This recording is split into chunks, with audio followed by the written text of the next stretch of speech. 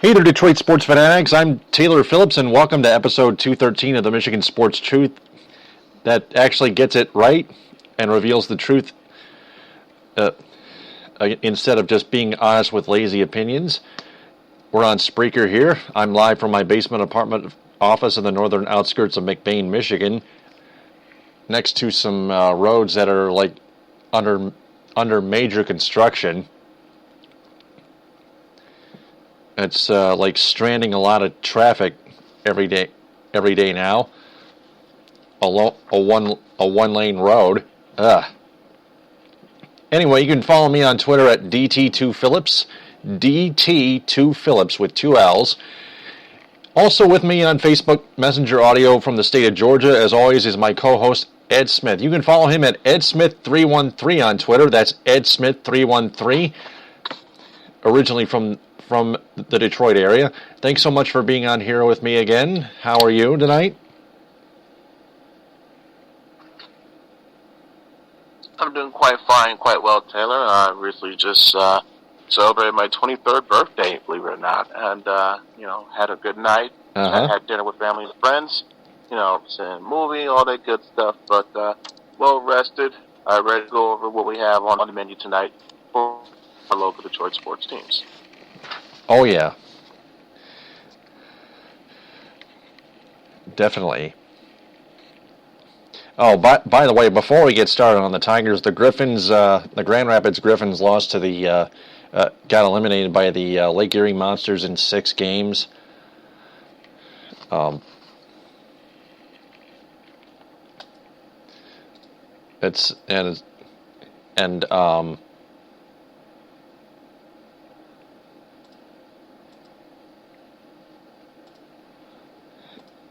And they fell behind 3-0. They fought back, winning 2 straight, but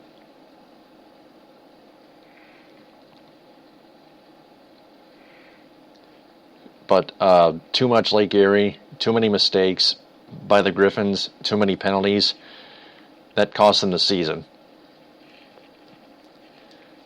So there goes that.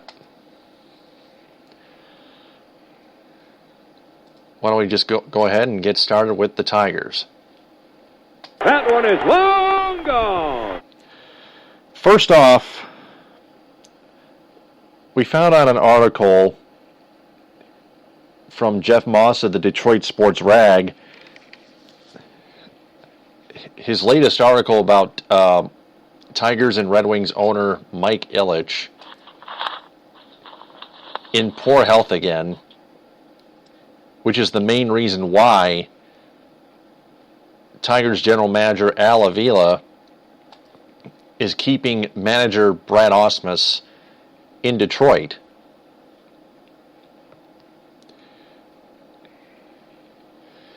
Al Avila has been taking advantage of Mike Ilitch's sickness by keeping Brad Ausmus there, because we already have known that Mike Ilitch does not want Brad Ausmus to manage the Tigers any longer. He kept on contemplating firing Brad Ausmus like a few times as of late, especially when the Tigers were losing 11 of 13 before winning 7 of the last 8 games, 11 of 12 actually, before winning 7 of 8.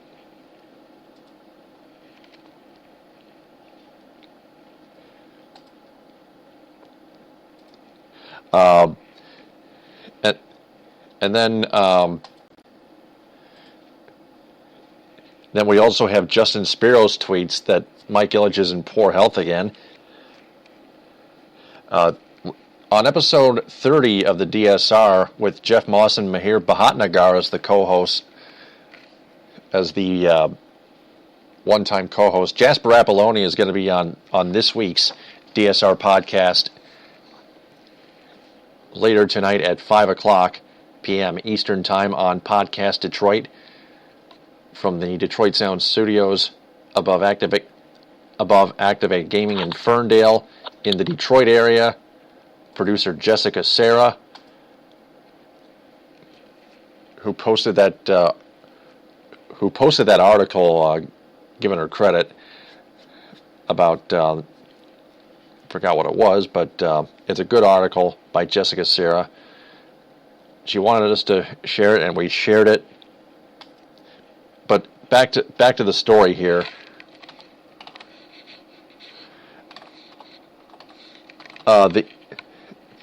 Jeff Moss just was saying it in that story that there has been a tug of war, a three-way tug of war between the owner Mike Ilitch, his son Chris Ilitch, and the Tigers general manager Al Avila as to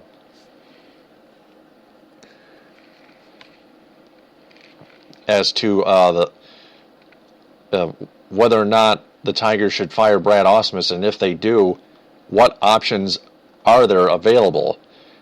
They have Lloyd McClendon, which Jeff Moss called a black version of Jim Leyland. Gene Lamont, an obese manager of an obese version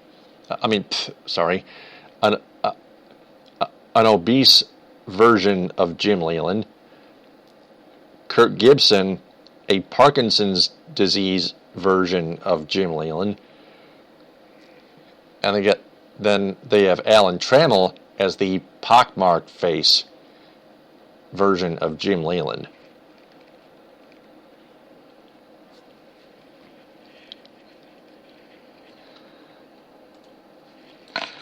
Well, I guess that throws out my suggestion of getting Tram back to manage the team. Right, because none of them know, because none of them have the mentality of the sabermetrics. That's why Jeff Moss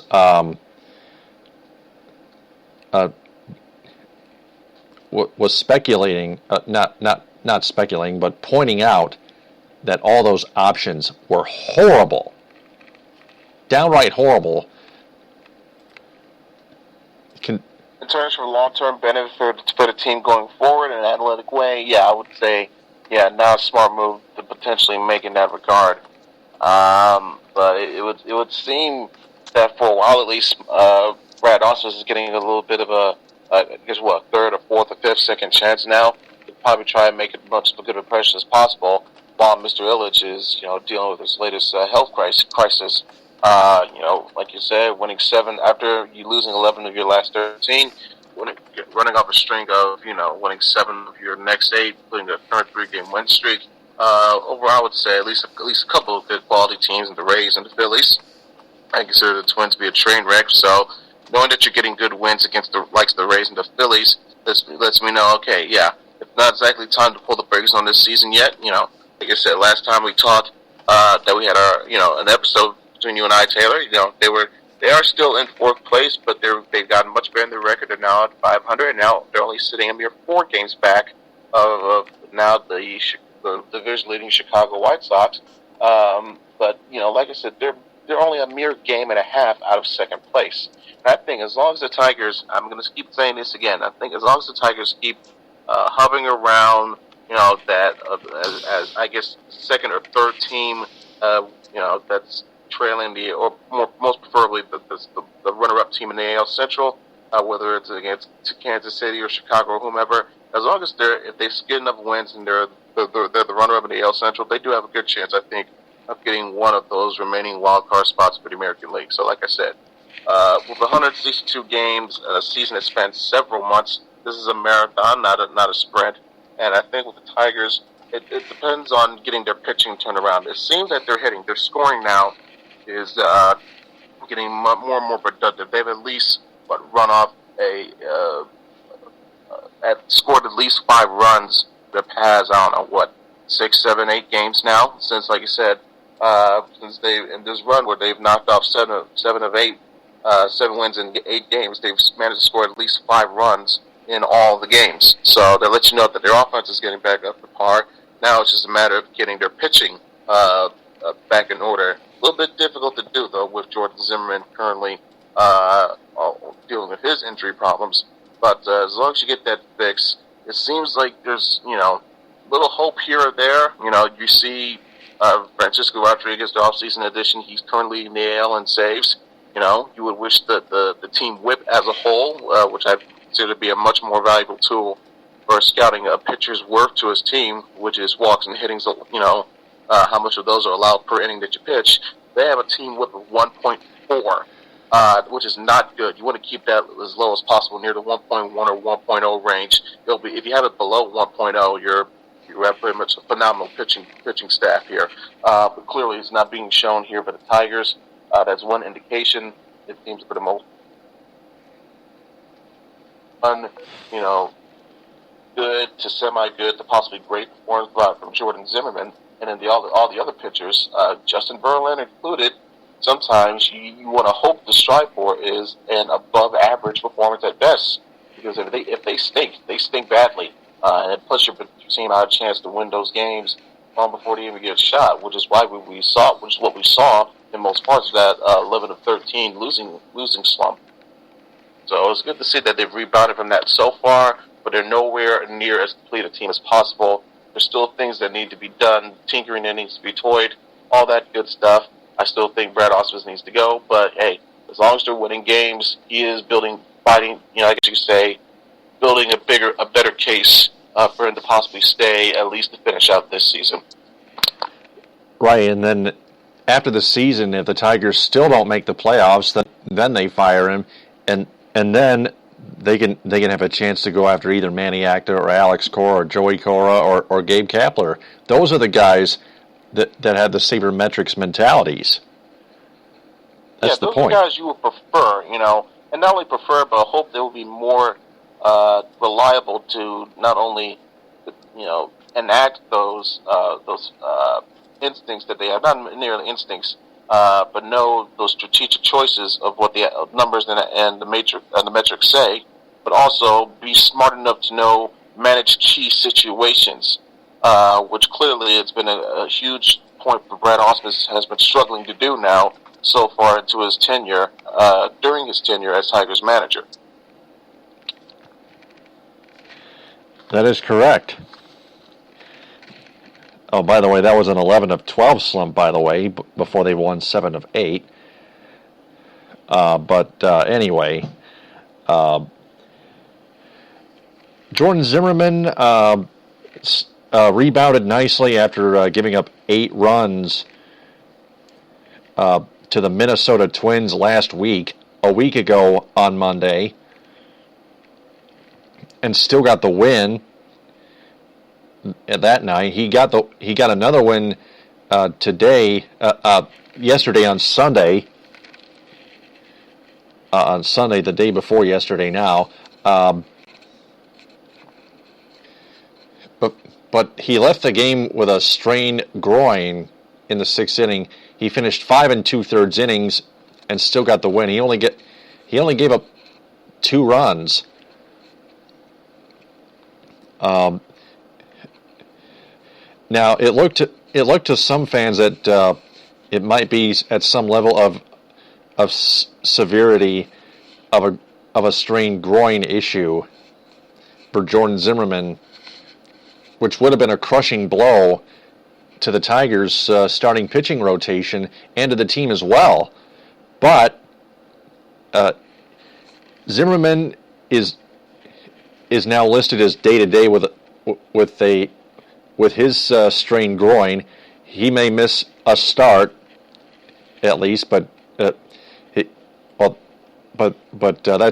all we hear. He may miss a start the upcoming weekend. Well, with the status listed as day-to-day, that's news you would rather hear than say, oh, he's got to go on the DL. So if you have to pick one of the lesser two evils, I would much rather have them be day-to-day than have him out for a disclosed number of time, which may mean he have to go on the disabled list. It would be the worst thing that could happen to this team, like you said, right now as we speak.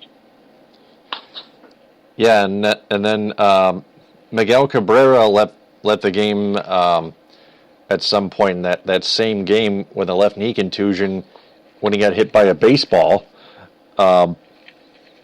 He returned to the lineup Monday night and hit a home run and had another big night.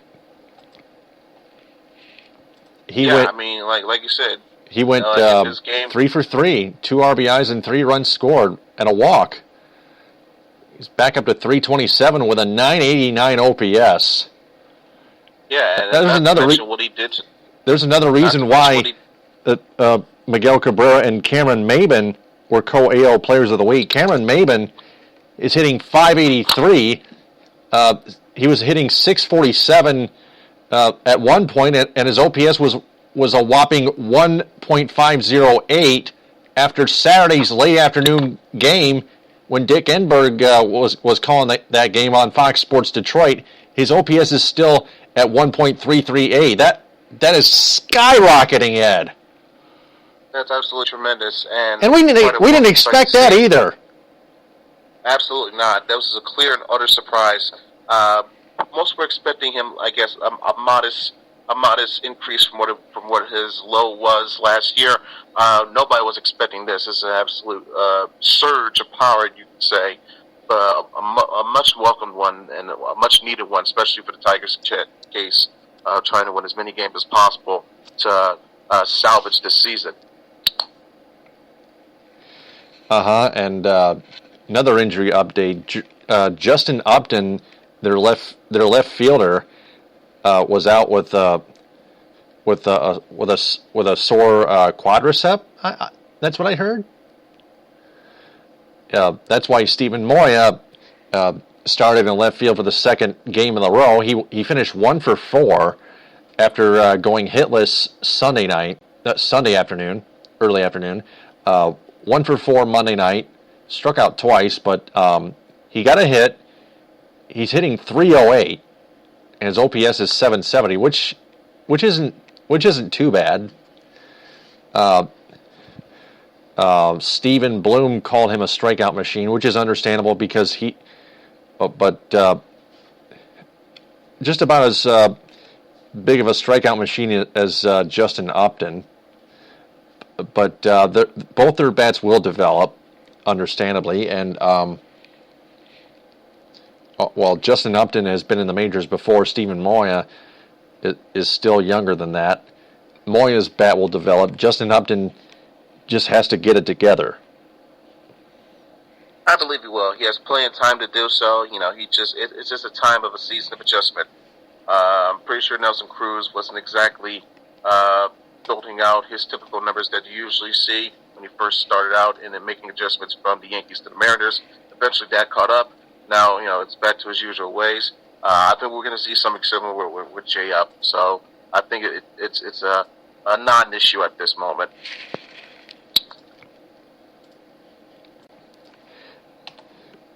That's right. Still a long season, but he's got to get it together. Sure he will. All that stuff. Just have to hope that he proves that he can.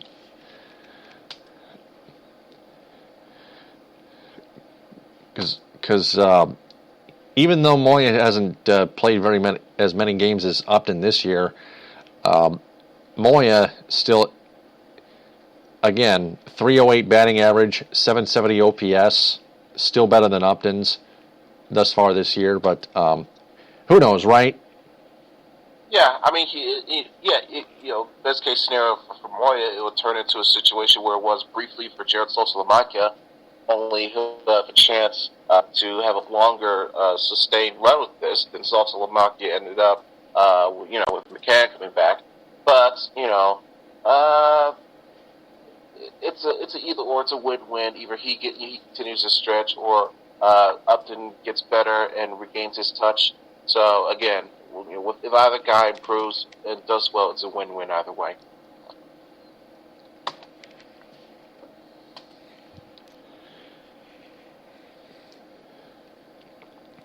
Yep, that's true. Speaking of Dick Enberg, did you actually get to listen to him or even watch Saturday afternoon's late afternoon game? Didn't didn't quite get a chance to work. I was at work at the time, but I remember hearing about it, reading about it. I think it sounds like you got a chance to take a listen. How did he sound, Taylor? Yeah, I think he sounded better than Mario Mpemba, and I think it sounded like Dick Enberg was not afraid to mention that the fans were booing. Some of the fans were booing Justin Upton after he struck out at one point. Well, it was nice to see, like you mentioned, a commentator, lead play-by-play person acknowledge what's going on and not try to sweep it under the rug or pretend nothing is there, like it's some sort of happy fun time wonderland. I appreciate Enberg for doing that at least. Oh yeah, it's unfortunate Dick Enberg is going to retire after this year, because considering the fact that Dick Enberg still has it in him and he's way better than Mario Mpemba. Now even I'm almost threatening to take Mario Mpemba's job and be the next Dick Enberg. But even Dan Dickerson do an excellent job. Yeah, even Dan Dickerson was sometimes is mentioning boos from the crowd when stuff like that happens, or a bad call,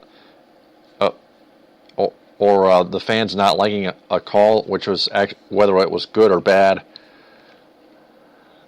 But anyway, I think Dick Enberg sounded great. Even though he's in his 80s, he's just awesome. I actually don't even know how old he is exactly, but he's right now still the voice of the San Diego Padres, but he's going to retire after this year. Just a fantastic career by Dick Enberg. Period. There's no doubt about that. Definite hats off to him for sure on that. Yeah, he never even called a Tigers game until that Saturday late afternoon. That's why he came to Detroit and did so on Fox Sports Detroit. That's why he wanted to get his foot in that Detroit door, if you know what I mean. Yeah, definitely have that on his Hall of Fame resume list, or just add another case to say, hey, I was there, I did this, I caught that. This is his wide array of covering events and sports. Widely accomplished and celebrated. So once again, hats off to Dick Enberg having a long and storied career. Mm-hmm. Tigers 22-22. They're up now. They're up to 500 now by winning 7 of 8. They beat the Phillies Monday night 5-4. Phillies now dropped to 25-20. They were barely in third place in the National League East after last night. Just about a half game or a game back of the second place New York Mets, who were when they were both trailing the Washington Nationals for that NL East lead. But Tigers managed to pull another upset. Both teams had 12 hits each, 1 error each, but Tigers scored 3 runs in the 5th inning. Phillies scored 1 run each in the 3rd, 4th, and 5th and 6th innings.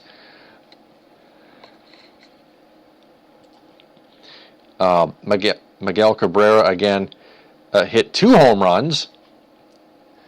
Both of them are solo shots off of Vince Velasquez, who had been red hot his last 5 outings going into Monday night. He settled for a no decision, and so did Mike Pelfrey. Mike Pelfrey has now settled for 5 straight no decisions after giving up a game-tying home run in the top of the 6th to Tommy Joseph on a line drive to center field. Joseph earlier in that game hit a double. That was his first. That was his first career double. But Tommy Joseph is a big guy, and Mike Pelfrey threw a high heater, and Tommy Joseph just made him pay. And that's or the hanging curve. Yeah, that was definitely a pitch Tommy was waiting for up in his kitchen, and Pelfrey left it up there, and he paid the price for it. Yeah, that's what cost Mike Pelfrey what could have been his first win of the season. Mike Pelfrey is still 0-4 after selling for 5 straight no decisions in May after 4 straight losses in April to start the season. I mean, it's not all on bad luck. Mike Pelfrey, it's mostly because of Mike Pelfrey's inconsistency. At most games, understandably, Mike Pelfrey hasn't had much or any run support until his last few outings. But he's. Yeah, I can vouch for him for what he did in April. Where granted, it wasn't like he wasn't always his best stuff, but like I said, he was getting very little to no run support at all in 3 of those 4 April starts. Like whereas in May, he's getting a little bit more. He's getting way more run support. He's got at least 5 runs in all of his outings in May. And unfortunately, though, due to a number of factors, the fact that he seems to give up a run per inning, or most of those being home runs, or having a whip that either ranges from a 1.6 to a god awful 1.8 in some instances, or where it's projected to be right now. Which is not far from his career of 1.49, but still, very major red flag. It's not so much of a surprise to see where it's at right now. Bit of a mix, bad luck and unfortunate bad luck, because that's how baseball works out sometimes when you're in these slumps. But not that much surprising either. That's absolutely true. One last topic in terms of the Tigers. Jacoby Jones, a prospect outfielder, was activated, and third baseman was activated from the suspended list after being suspended for 50 games for violating the minor league drug prevention and treatment program for a second time. He's age 20. He's 24 years old too.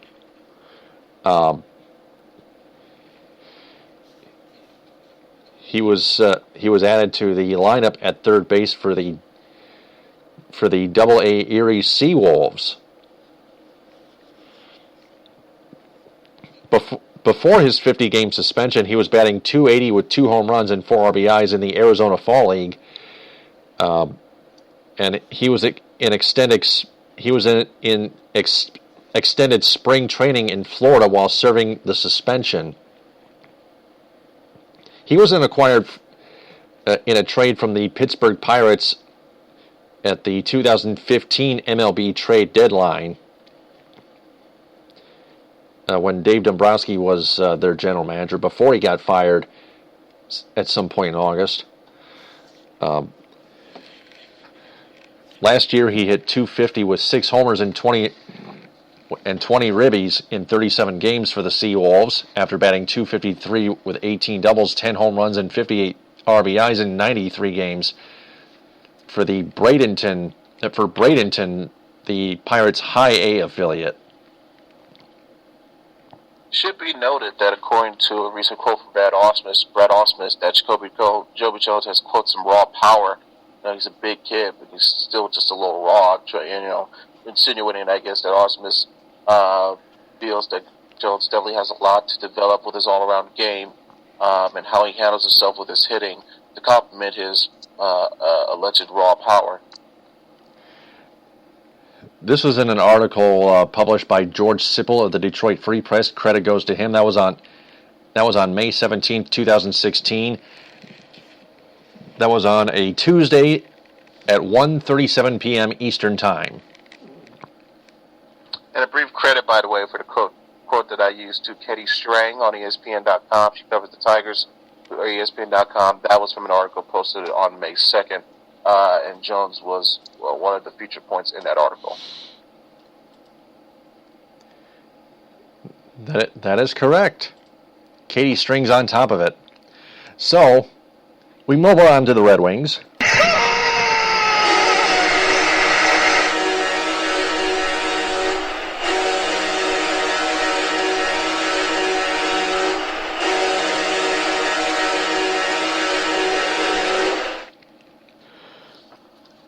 First off, we go with we discuss more on Pavel Datsyuk's decision, which is still inevitable that he's going to return to Russia. But last week there was a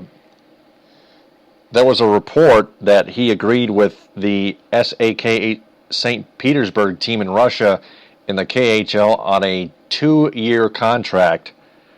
But then hours later, Pavel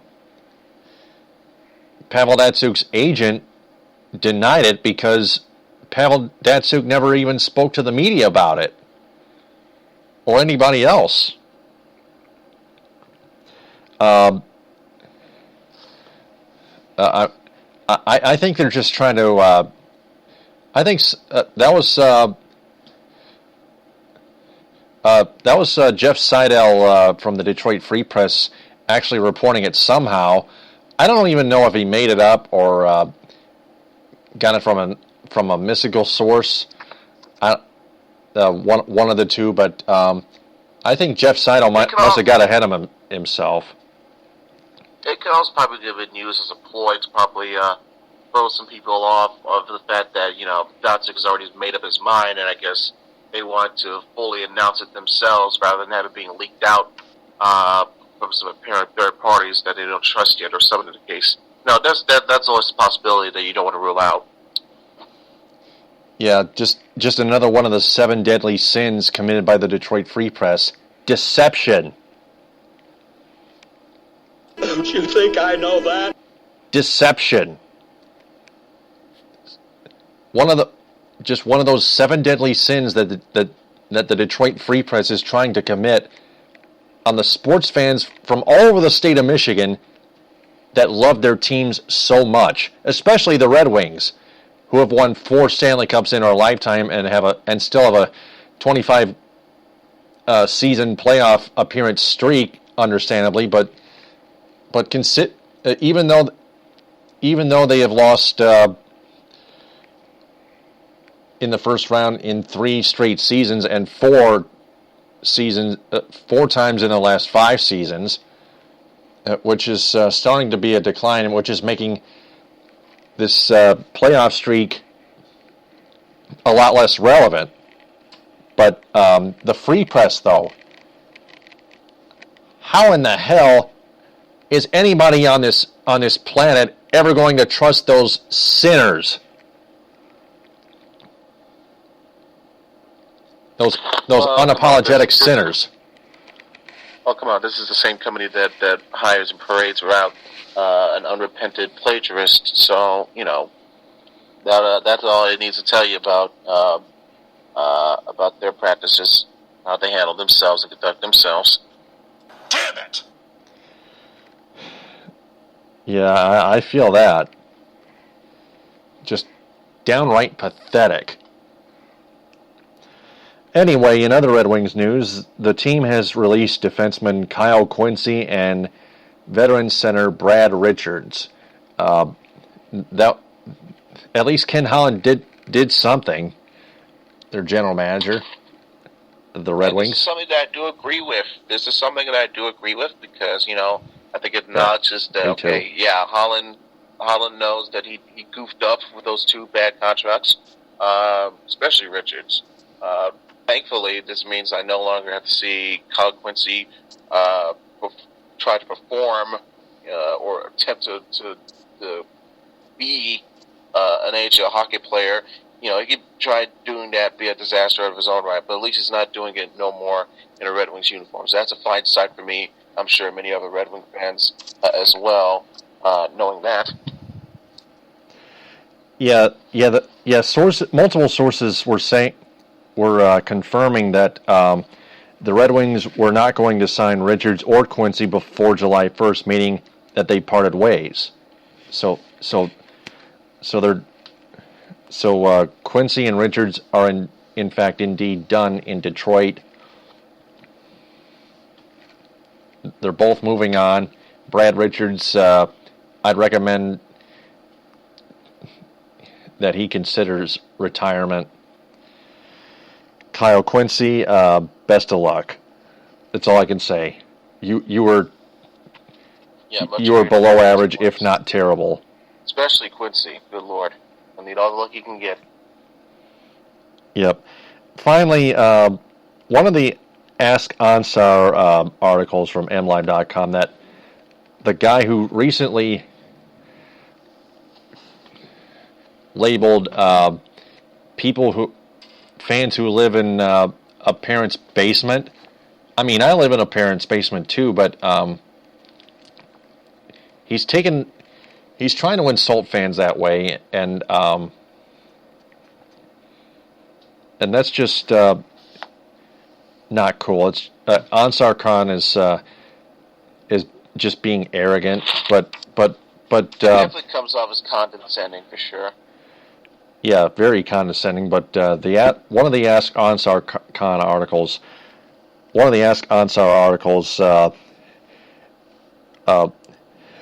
had a couple questions, both of them regarding a clearly terrible defenseman, or clearly inept defenseman Jonathan Ericsson, an inept and scared defenseman Jonathan Ericsson.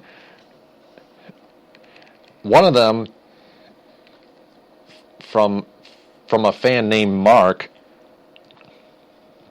asking, should the Red Wings consider playing Jonathan Ericsson at forward? At forward, for God's sake. I mean, come on. Yeah, I don't know. I think it's one of those cases where a fan thinks they believe in their heart of hearts trying to do the right thing, but it's coming out as way, way wrong and flat out stupid idea. Yes, I'm sure Ericsson played some forward during his time as an NHL player, but that was years ago. I don't think at this stage of his career and at his age he has the capability of, switch over from what he was doing as a defenseman, which is already lackluster and poor as is, to now try to refocus all of that and then throw it out there as something new at being a forward again, which is it's just going to be an unfruitful adventure, much like what the Tigers did, what seemed to be on the path of doing when they were forced to move Miguel Cabrera back to third base after bringing from Prince Fielder here. Luckily, they had the option of putting Mickey right back at first after they dealt to Fielder. So the Tigers were able to get out of that relatively unscathed. I don't know how this will work out or end out well if the Red Wings try to implement this type of change. This very brazen but yet very bad idea suggestion from a fan, unfortunately. Thankfully, Ansar Khan was saying in an answer that it was too late for a position change for Jonathan Ericsson, considering he's that was a aging. Nice way of putting it. Yeah. Yep. So I'll give Ansar credit on that one. Another fan asked if Jonathan Ericsson should be a big screener in front of the net when the Red Wings are on the power play. I mean, Ericsson's big. But he's far from a Tomas Holmstrom. He wouldn't know. Right. He has a hard enough time trying to maneuver around the blue line of power play. So you really think he's going to be as effective, standing in front of the goalie trying to block his vision? I don't think so. He's no experience doing that, ever. Exactly. There's only one Tomas Holmstrom, and he's certainly in the second coming, that's for damn sure. Yeah, and then there's Justin Ablocator, who tries to screen the goaltender. And there's also Johan Franzen. Johan Franzen may actually return. Whenever he's not concussed. Right. Because Ansar Khan was saying that that it was a bad idea for Johan Franzen to retire, considering the Red Wings still owe Franzen money. I think he has 1 year left on his contract, this Franzen, the Mule. If the Red Wings actually do give Franzen one more shot, I'm gonna try to at least hold my breath and see what the hell happens this forthcoming season on the last season ever at Joe Louis Arena. I'll bet you'll feel the same way, Ed. Yeah, I mean it's just we'll see how it goes. I'm not expecting much, so if it turns out to be what I expect it to be, I'll just shrug and just say, hey, I'm not surprised. Which I'm just being honest here. It wouldn't be a surprise to me at all. But if it works out, good for them, and especially good for Franzen. I don't know how much longer those that have his care and best interests at heart would want for him to keep, rolling the dice essentially and putting his body and his health at risk by constantly going out there, knowing what type of history he's had with injuries and especially concussions that's made him relatively useless to use to play and put in your lineup now for these past couple of years. So, if you're in Franzen's inner circle, you want to look out for him, make sure he's well taken care of. I wouldn't mind advising him to retire early, make sure he's well paid, of course, but then retire early enough with not only your health intact, but also with a good finance set as well to take care of yourself and those around you. So that's what I would be advising if I was within the inner circle of Franzen. Yep. Protection is key.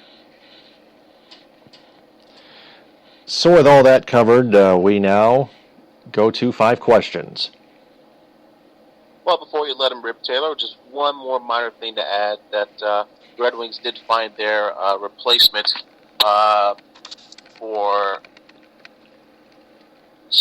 for Jim Bedard at the goaltender coach position. It was basically a promotion from within. Jeff Salacco. Is this Jeff Salacco, yeah. Or Salacco? Salacco, rather. Salacco. Silent J. Salacco.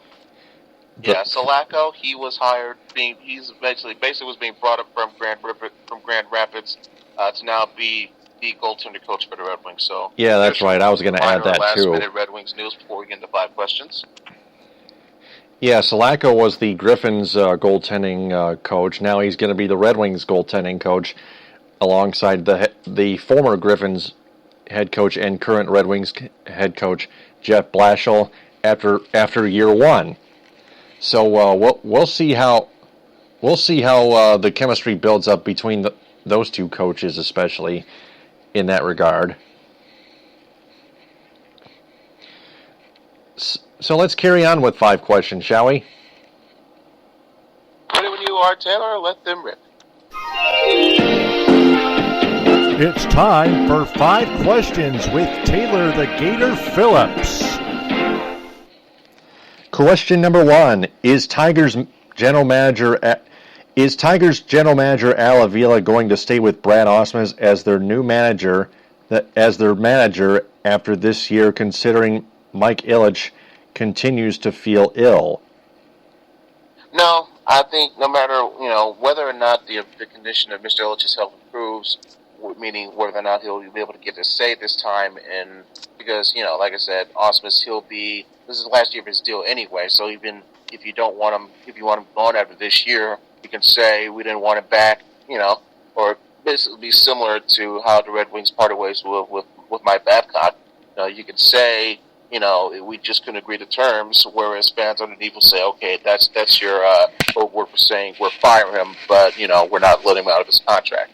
So that's the loophole of saying we can fire him, but by saying your contract expired, we don't want you back with us.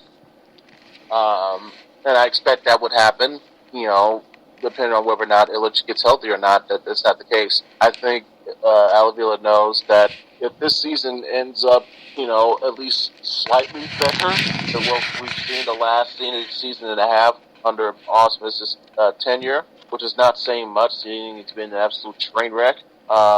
Even though, I just don't know how much, if he knows the fan backlash is still there, would that pressure him though to go in a different direction? Especially one that will be different, for his own taste, not for what Mr. Ilitch would prefer. So that's one component to look out for sure in this possible scenario. Next question. Question number 2, is Mike Pelfrey ever going to get a win for the Tigers? He will. It's how funny how sometimes these little quirks and slumps like this work out in baseball. And eventually you do find a chance to break out of it. Like I can remember a chance where, you remember the 04 playoffs, Johnny Damon was having a horrible stretch. He was like, 1 for 20, 1 for 23, something like that. It was extremely prevalent during the ALCS series with the Yankees, but then boom, all of a sudden, Game 7 hits 2 home runs, including a grand slam. So he picked the best opportunity of all, to break out of his slump. So clearly, I'm not saying something like this is exactly going to happen for Pelfrey, but he's going to find his own moment, his own Johnny Damon moment where he'll break through, pitch a great game, and he'll finally have enough run offensive support behind him where he'll have that W on his record. Next question. Question number 3, how do you like Dick Enberg calling Saturday's late afternoon game? Oh, that's not a question anymore. How about if I change this? How is Jordan Zimmerman going to do after he recovers from his slight groin strain? Well, not slight, but his groin strain. If he looks more so like the impressive part of his, I guess you could say his April self, I'll be quite amazed. If he looks similar to what we've seen of him as of late, where it's not a great start, but it's somewhere in the middle, that would be more so my level of expectation. I wouldn't even be surprised if he come off and had a bad start or so. It's him working off that rust, working himself back into the ease of pitching pain-free. So that could affect how he does his rhythm, how he does certain pitches. He doesn't have to try as hard to force it. It depends because, but then again, Zimmerman is a seasoned pitcher. I think something like this will come back to him with mere instincts.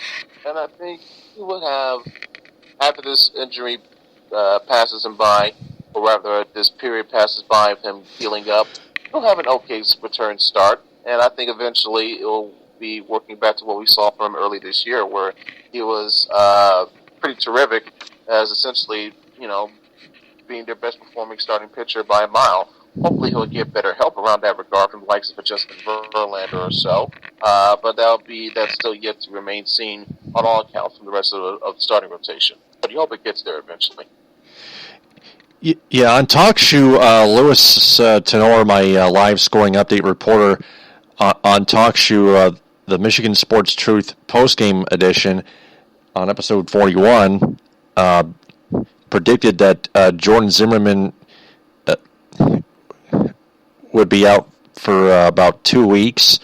One of our chatters in my chat window, Thomas, said he was at the game.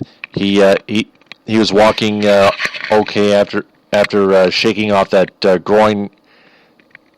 groin strain. He walked pretty fine. He walked pretty good. So he says he's going to be fine. After that, the update he may miss his start again, but it's not serious at all. So that's a good thing. Next question. Question number 4: is there any doubt that Pavel Datsyuk will return to Russia despite the false report, which was denied by his agent? No, I think not really. I think it's more so the fact that it's where Pavel personally wants, where he prefers.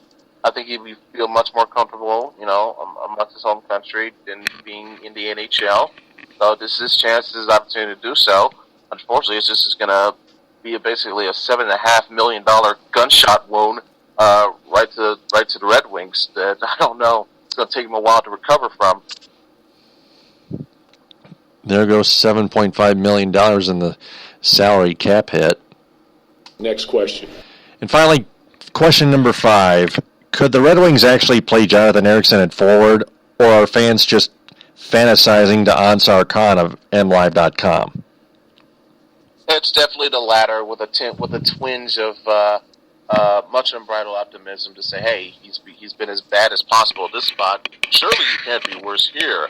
But you'd be surprised.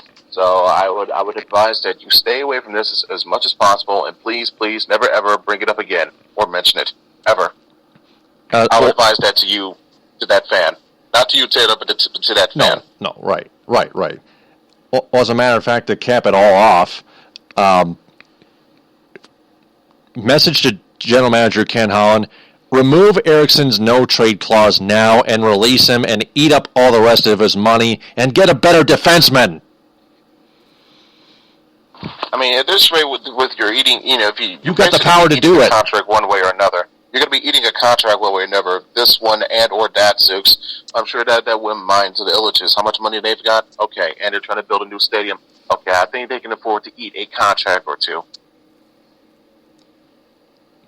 Yeah. Ken Holland has the option not to pay Eriksson or Datsuk if necessary. It doesn't matter. It doesn't matter if they owe him or not. The rest of the contract money, that it is an option. It's one of the best options that any general manager can do for his owner of that franchise. So with 5 questions out of the way, for all the fans listening out there,